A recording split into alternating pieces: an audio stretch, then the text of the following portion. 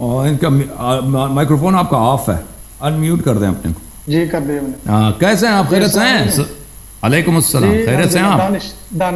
دانش بھائی اللہ آپ کو عزت دے بہت. اور ٹھیک ٹھاک ہے حضرت؟ صحت ٹھیک ہے آپ کی؟ اللہ تعالیٰ کا بڑا احسان ہے، بہت مہربانی آپ کی. آپ سنائیں آپ کے دوست احباب سب خیریت سے ہیں انشاءاللہ؟ بہت شکر بہت شکر، آپ کی دعائیں. اچھا ادھر آپ جالندھر میں ادھر آپ کو بڑا گوشت ملتا ہے، کھا سکتے ہیں نہیں کھا سکتے؟ امرتسر میں نہیں، یہاں پورے پنجاب میں نہیں ہے، تو ادھر دلی سائڈ مل جاتا ہے، دلی اور یو پی اتر پردیش کی طرف. گاؤں میں تو آپ اپنا تو ذبح کر سکتے ہیں، ہم نہیں کر سکتے، منع کریں گے لوگ، فسادات نہیں ایکچولی کیونکہ مسلم ہے نہیں نا ادھر، تو ادھر ہے جو بارڈر ایریا سائڈ پڑتا ہے ہمارا، وہاں کرسچنس کرتے ہیں لیکن وہ جھٹکا کرتے ہیں، تو وہ تو خیر ہم کھا نہیں سکتے.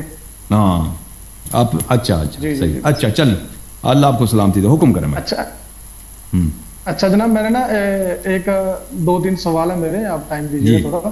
ایک تو جو سورہ تحریم کی جو پہلی آیت ہے، جی سورہ تحریم کی جو پہلی آیت ہے، اس میں حضور کو اللہ نے فرمایا کہ آپ وہ چیزیں اپنے پر کیوں حرام کر رہے جو آپ کو حلال کی ہوئی ہیں. تو جو اس کے آگے جو طلاق والی آیت ہے وہ اس سے ریلیٹڈ ہے یا الگ ہے؟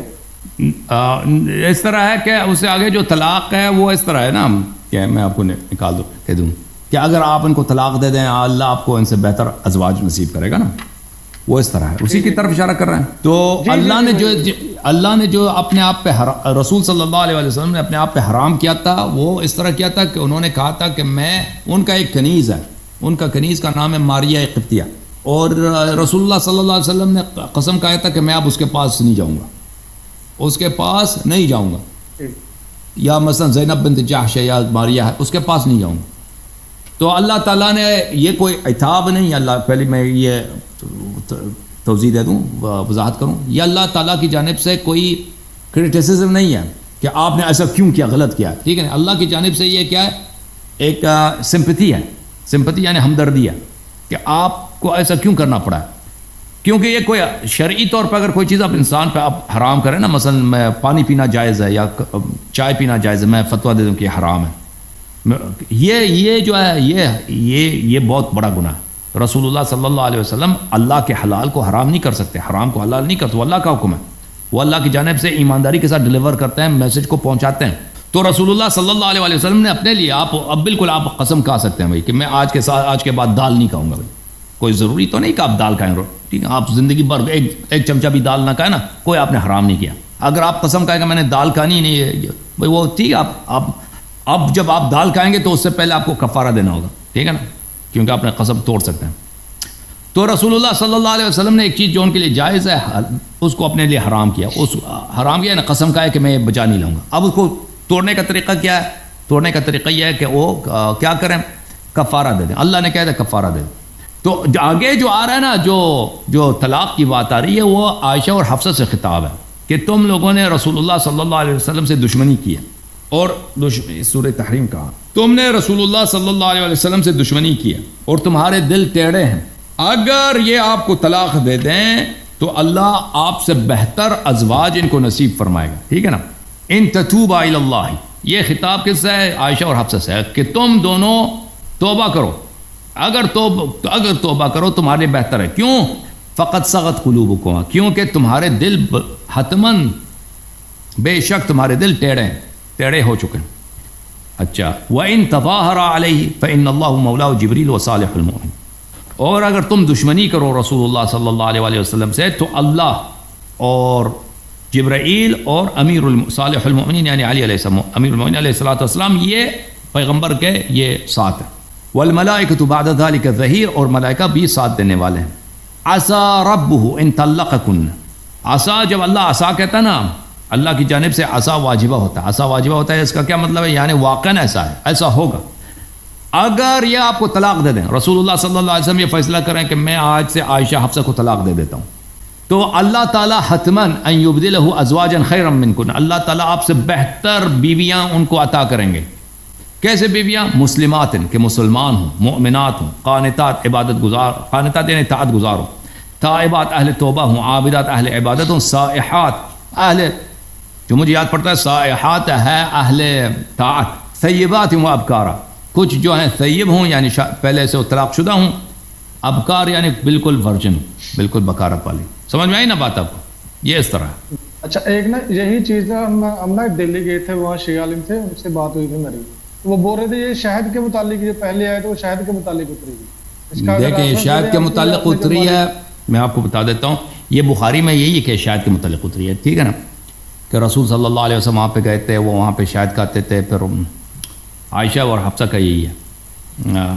بھائی بخاری مسلم چھوڑو، آپ اپنا بتاؤ یار. ان کی ہاں اپنا بتاتا ہوں. ٹھیک ہے وہ میں ابھی بتاتا ہوں. ایک منٹ میں کتاب لے کے آتا ہوں. ٹھیک ہے نا بھائی. یہ شیعہ کتابوں میں یہ جو ہے نا، یہ شاید کا مجھے یاد نہیں آتا کہ شیعہ کتابوں میں شاید کی کہانی ہو. بہرحال عائشہ حفصہ نے اذیت کیا تھا نبی صلی اللہ علیہ وآلہ وسلم کو. نبی صلی اللہ علیہ وسلم کو اذیت کیا تھا. جو بخاری مسلم میں عائشہ کی جو کہانی ہے وہ شاید کی کہانی ہے کہ نبی صلی اللہ علیہ وسلم وہاں پہ گئے تھے، انہوں نے شاید کھایا تھا، تو ہم نے کہہ دیا کہ آپ سے بدبو آ رہی ہے. تو نبی صلی اللہ علیہ وسلم نے کیا کہا میں اس کے پاس نہیں جاؤں گا. لیکن ہماری کتابوں میں اہل بیت علیہ السلام کی کتابوں میں یہ ہے کہ نبی صلی اللہ علیہ وآلہ وسلم نے اپنی بیوی ماریہ کے ساتھ، عائشہ کا دن تھا، عائشہ کی باری تھی، تو نبی صلی اللہ علیہ وسلم نے اپنی بیوی ماریہ کے ساتھ گزارا تھا اس دن کو. تو ان لوگوں نے پھر وہ کیا تھا، کوئی تماشا کیا تھا، ان لوگوں نے ان کو مثلا کوئی تنگ کیا تھا عائشہ اور حفصہ نے. تو رسول صلی اللہ علیہ وسلم نے کہا کہ تم اس بات کو آگے نہ بڑھاؤ، میں جو اب اس کے پاس نہیں جاؤں گا، میں اپنے اس بیوی کے پاس نہیں جاؤں گا. تو یہ تو نبی صلی اللہ علیہ وسلم کا بالکل حق بنتا تھا کہ وہ کسی بیوی کے پاس کس دن کو گزاریں. ٹھیک ہے نا.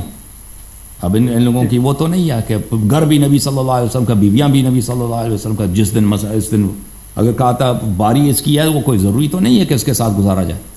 تو بہرحال ان لوگوں نے کوئی تماشا کیا تھا کہ نبی صلی اللہ علیہ وسلم کو یہ قسم اٹھانا پڑا. لیکن یہ ہمارے لیے واضح نہیں ہے کہ ان لوگوں نے وہ تماشا جو کرنا تھا، یہ لوگ کیا کر لیتے. یہ شاید مثلا کوئی ایسا تماشا شروع کر لیتا نا کہ اس سے بے عزتی والی بات ہوتی. مجھے یہی لگتا ہے. یہ حدیث میں واضح طور پہ نہیں ہے، لیکن مجھے جو لگتا ہے کہ انہوں نے نبی صلی اللہ علیہ وسلم کو بلیک میل کرنے کی کوشش کی ہے کہ مثلا اس میں کوئی ایسی اذیت کی بات ہوتی کہ نبی صلی اللہ علیہ وسلم کی بدنامی ہو جاتی، کچھ اس طرح، یعنی گھریلو معاملے میں کوئی اس طرح بدنامی ہو جائے. تو نبی صلی اللہ علیہ وسلم نے کہا کہ تم اس بات کو چھوڑ دو، میں اب اس کے پاس جاؤں گا ہی نہیں. تو اللہ تعالیٰ کی جانب سے آیا کہ آپ نے اپنی بیوی کو کیوں اپنے آپ پہ حرام کیا ہے، آپ کفارہ دے دیں. تو اللہ کی جانب سے نبی صلی اللہ علیہ وسلم کی سپورٹ حاصل ہوئی. اس طرح ہوا. تو شیعہ حدیث میں شاید نہیں ہے، شیعہ حدیث میں جو میں نے عرض کیا یہی ہے. اچھا ایک بات اور ہے، جیسے میں اسلام میں آیا ہوں کہ جیسے اللہ عادل ہے، سب سے عدل کرنے والے، انصاف کرنے والے. اللہ کے نزدیک چاہے کوئی بھی ہو، غریب ہو، امیر ہو، سب ایک جیسے ہیں. ٹھیک ہے. تو میں نے سنا جیسے زبیر تھے جو وہ جب جنگ جمل میں حضرت علی مولا علی علیہ السلام سے لڑنے آئے تھے، تو وہ بعد میں واپس ہو گئے تھے. تو جب وہ واپس ہو گئے تو مولا علی آپ بتائیے گا، درست کیجیے گا مجھے، کہ انہوں نے بولا تھا کہ یہ زبیر جہنمی ہے، مطلب کہ جب وہ ہو گیا. اور زبیر کو تو بول دیا انہوں نے کہ میں یہ نہیں بولتا کہ حضرت علی نے انصاف نہیں کیا وہاں پہ، وہ زبیر کو تو بول دیا کہ مطلب کہ یہ جہنمی ہے. جب عائشہ لڑنے آئی تو ان کو واپس بھی بھیج دیا، اور ان کا کوئی ایسا قول بھی اگر ہے تو بتائیے گا. ان کا کوئی قول بھی نہیں ایسا کہ عائشہ بھی جہنمی ہے. یہ چیز تھوڑی سی مجھے کلیئر کر دیں. نہیں، وہ امیر المومنین علیہ الصلوۃ والسلام کے الفاظ عائشہ کے مذمت میں بہت زیادہ ہیں، اور یہ پھر ان کی شان میں بھی نہیں ہے نا کہ وہ اپنے آپ کو ایک عورت کے ساتھ ایک لیول پہ لائے نا. وہ آدمی کی عزت کے لیے اچھا نہیں ہے کہ امیر المومنین علیہ الصلوۃ والسلام نے اب عائشہ کو شکست دی ہے. اب میں ایک منٹ میں آپ کی خدمت میں ایک کتاب لے کرتا ہوں، آپ ایک منٹ انتظار کرو. علیہ السلام کے الفاظ، امیر المومنین علیہ السلام کے الفاظ عائشہ کے مذمت میں بہت واضح ہیں، لیکن اس کہ یہ سارا فساد کا جڑ یہی عائشہ ہے. میں آپ کو یہ دکھا دیتا ہوں. لیکن دیکھیں، حق یہ بنتا تھا امیر المومنین علیہ السلام کو کہ عائشہ کو قتل کرے. عائشہ نے بغاوت کی ہے، عائشہ بات شکست کا یہ پکڑی گئی ہے. ٹھیک ہے نا. وہ دنیا کے کسی بھی قانون میں ایسے مجرم کو قتل کی سزا ہونی چاہیے، لیکن یہ امیر المومنین علیہ الصلوۃ والسلام کے لیے مناسب نہیں تھا کہ عائشہ کو قتل کیا جائے، کیونکہ اس سے زیادہ فسادات بڑھ جاتے. عثمان کا جو خون ہوا تھا اس سے زیادہ معاویہ اس کا غلط فائدہ اٹھا لیتا. وہ عائشہ جب ایک دفعہ عمرو بن العاص عائشہ سے ملی نا بعد میں، اس نے کہا کہ کاش تو جمل میں قتل ہو جاتی. عمرو بن العاص جو معاویہ کا جو مشیر خاص تھا، اس نے کہا اللہ تجھے غارت کرے، تو مجھے کیوں ایسا کہہ رہا ہے؟ کہتا ہے دیکھو اگر تو قتل ہو، عثمان کو علی علیہ السلام نے قتل نہیں کیا تھا، ہم نے اس سے کتنا فائدہ اٹھایا کہ بھائی ہم عثمان کے انتقام کے لیے ہم نے جنگ صفین لڑے ان سے، ٹھیک ہے نا، ان کے خلاف ہم نے اتنی کارروائی چلی. اگر آپ قتل ہو جاتے تو ہم پورے عالم اسلام پہ ہمارا فوراً قبضہ ہو جاتا آپ کی قتل کی بدولت. دیکھیں امیر المؤمنین علیہ الصلاۃ والسلام نے جب عائشہ کو شکست دی ہے تو عائشہ بصرہ میں تھی نا، تو یہ بصرہ ان سے فرمایا کہ تم واپس مدینہ چلی جاؤ. تو عائشہ نے کہا کہ میں نہیں جاؤں گی. کیا کہا عائشہ نے کہا میں نہیں جاؤں گی. تو امیر المؤمنین علیہ السلام نے کیا جواب دیا؟ ملاحظہ کریں کتاب المصنف فی الاحادیث والآثار، چاپ دار الفکر، جزء 8، حدیث نمبر 74. لما ظہر، احنف بن قیس کہتا ہے لما ظہر علی، یہ شیعوں کی حدیث نہیں ہے، مخالفین کی، علی اہل البصرہ ارسل الی عائشہ ارجعی الی المدینہ و الی بیتک، تم اب مدینہ چلی جاؤ، اپنے گھر چلی جاؤ. تو اس نے فابت، عائشہ نے کہا نہیں جاؤں گی. قال فعاد الیہ الرسول، امیر المؤمنین علیہ السلام نے ایلچی کو، ایلچی سمجھتا ہے نا، جو میسنجر تھا اس کو واپس بھیجا، جو میسیج لے کے آیا تھا اس کو واپس بھیجا. واللہ لترجعن او لابعثن الیک نسوة من بکر بن وائل معهن شفار حداد یاخذنک بها فلما رأت ذلك خرجت. امیر المؤمنین علیہ السلام نے فرمایا کہ واپس چلی جاؤ، اللہ کی قسم میں اپنے شیعہ قبیلے کے عورتوں کو وہاں پہ بھیج دوں گا، ان کے پاس جو ہے وہ جو لوہار ہوتا ہے نا، چمٹی ہوتا ہے، چمٹی سمجھتا ہے نا آپ پنجابی، چمٹی بولتے ہیں نا، جو گرم چیز کو چمٹا، ان کے چمٹے سے اٹھا کے تجھے وہ عورتیں مار کے تجھے اونٹنی پہ بٹھا کے تجھے زبردستی بھیج دیں گے، ٹھیک ہے نا. تو عائشہ نے جب یہ سنا کہ اب مار پڑے گی تو آرام سے اٹھ کے چلی گئی مدینہ. تو امیر المؤمنین علیہ الصلاۃ والسلام نے عائشہ کی بڑی مذمت کیا، ٹھیک ہے نا، وہ قرآن کی آیات اس کے لیے کافی ہیں. اللہ آپ کا بھلا کرے. جی مزید بولیں. نہیں ایسے جیسے معاف کیجیے، جیسے میں اپنے دوست بہبا ان سے بات کرتے ہیں جب ہم، وہ بولتے ہیں کہ مطلب کہ یار اگر حضرت علی نے ان کو کچھ بات میں بولا نہیں، جیسے یہ تو بات آپ کی پہلے چمٹے والی بات پہلے بھی سنی ہے، انہوں نے اگر کوئی ان کا کوئی رد عمل نہیں تھا ان کے خلاف تو ہم ان کے بارے میں کیوں بات کریں؟